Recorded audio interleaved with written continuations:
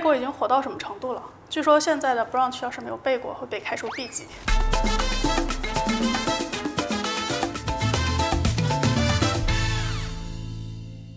其实说实话，我有点困惑，大家为什么那么爱吃贝果？据说呢，很多人把它比作中国的白馒头。我觉得如果你再准确一点的话呢，吐司是相当于那种非常暄软的馒头，那么贝果我觉得相当于是炝面馒头吧，就是外皮非常的有韧劲，内里是柔软的，但是很有嚼劲，然后吃起来是很浓郁的麦香，你嚼着嚼着呢会觉得很有回甘。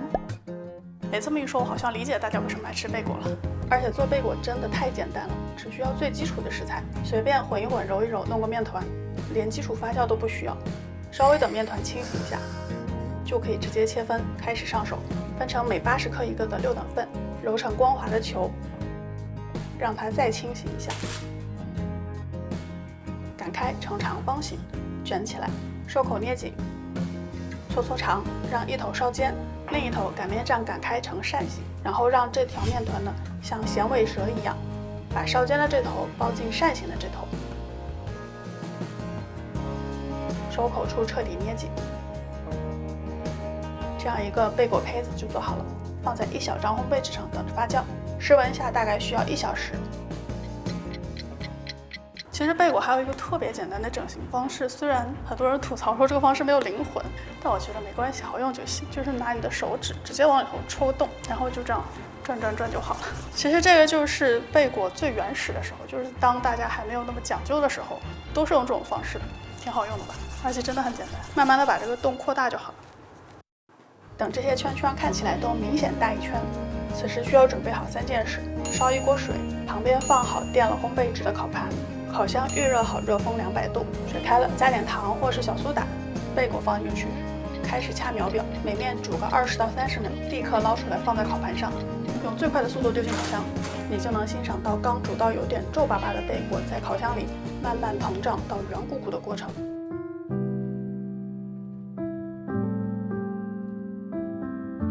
这就是做贝果最令人感觉舒适的时刻。了解我的人会知道，我平时很少会把话讲满的，就什么史上最好吃啦，史上最简单啦，这种我很少说的。但是贝果，我觉得我可以说，它就是我做过的面包里头最容易上手的。刚刚这个制作过程你们也看到了吧，真没有哪一步特别难的。但实际上我还是会收到很多人说自己是屡战屡败，到底为什么？我真的很想弄清楚，所以我就烤出了这样的贝果。你们觉得这算是失败吗？其实我真觉得不完全算，因为只是看起来有点粗糙或是上色不均匀，但吃起来味道都没什么问题啊。贝果好吃的精髓呢，就在于这层酥脆又有韧劲的外皮。这也是为什么贝果一定要用水煮一下再烤。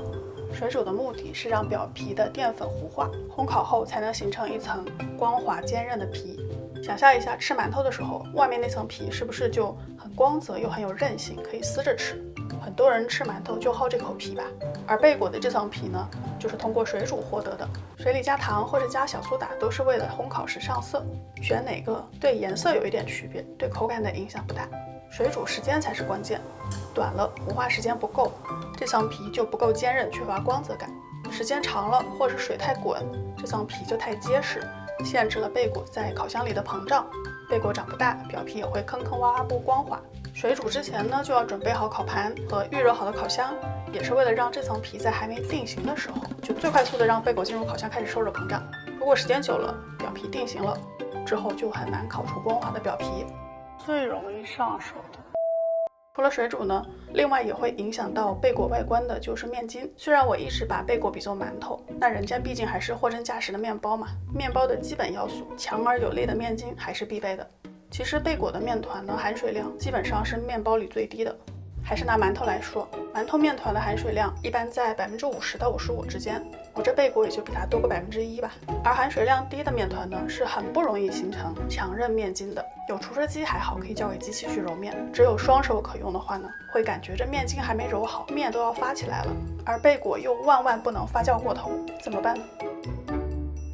这里有个小技巧可用，就是面团里的酵母呢，先不要加，水的量也留出1小勺，先不加完。把没有酵母的面团先和好，丢一边不管了。面筋呢是个遇到水就会自我攻略的东西，你不管它，它也会自己在面团里排列重组，从无序混乱走向有序整齐。不信你等会儿再看，刚才还粗糙无弹性的面团，现在竟然能轻松地拉出光滑的薄膜，这就是面筋极强的自我管理意识带来的效果。等到这个时候再把酵母加进去，刚才留的一点点水帮助它融化，把酵母均匀地揉进面团就行了。后面的步骤你们都知道了。烤好了，然后现在就是非常迅速的把这个面包从烤盘上拿下来，放到架子上，会有点烫，但是动作一定要快。很多人都喜欢贝果上的那个钻石纹，对吧？你会不会出这个纹路？其实在它刚出炉的时候，你用听的会知道，就是你凑近了去听，听到了吗？你会听到这个面包里头，它有那种非常细碎的破裂声。你听到这个声音，就说明这一炉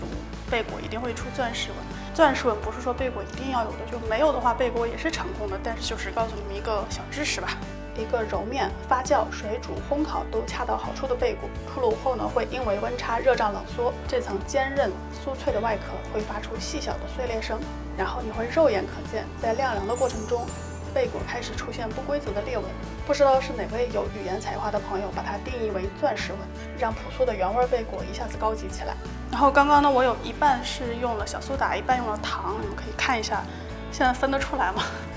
其实很难区分的，效果是非常类似的。我现在非常认真的观察一下，用这个糖的和小苏打的比呢，小苏打的它的颜色会稍微的深一丢丢。然后表皮的光泽感也会稍微的好那么一丁点，但是差别真的非常的小，就是大家手边有什么就用什么就好了。新鲜出炉还带着余温的贝果呢，外皮酥脆有嚼劲，越嚼越香，越嚼越甜，烘口吃就能体会到纯粹的碳水快乐。而它纯粹的麦香也很适合作为基底，搭配各种浇头，简单的铺一片芝士，炒个淡淡的黄油牛奶蛋盖上去，就是我这阵子最爱的早餐。就总之呢，我觉得贝果还是一个容错率非常高的面包啊，就是不论你表面有没有裂纹啊、上色均不均匀啊什么的，但是它这种非常有韧劲的外皮，加上里面就是很蓬松柔软又有甜甜麦香的这个内里啊，它的口感是差不到哪儿去的。希望大家如果有机会在家试试看吧。喜欢我的节目或者喜欢我本人呢，不要忘记点赞、订阅、关注、评论、转发、投硬币，一键3连。